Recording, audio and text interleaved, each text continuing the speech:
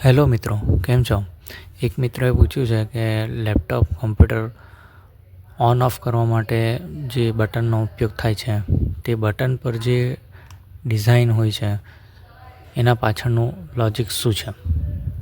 તો વાત જાણે એમ છે કે 1940ના સમયગાળા દરમિયાન એન્જિનિયરો સ્વિચ ઓન કે ઓફ કરવા માટે બાઇનરી સિસ્ટમનો ઉપયોગ કરતા હતા અને બાઇનરી સિસ્ટમમાં કોમ્પ્યુટરને કોઈ પણ આદેશ આપવા માટે સામાન્ય રીતે 1 અને 0નો ઉપયોગ થતો હતો.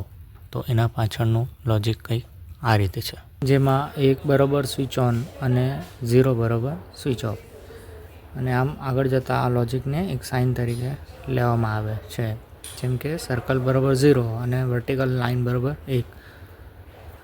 આમ આ સાઇન પરથી આપણા લેપટોપ કોમ્પ્યુટરના પાવર બટનનો લોગો બન્યો. તો ફ્રેન્ડ્સ, આ હતો આજનો આપણો ટૉપિક. ફરી પાછા મળીશું એક નવા ટૉપિકની સાથે. ત્યાં સુધી રજા આપશો. જય હિન્દ.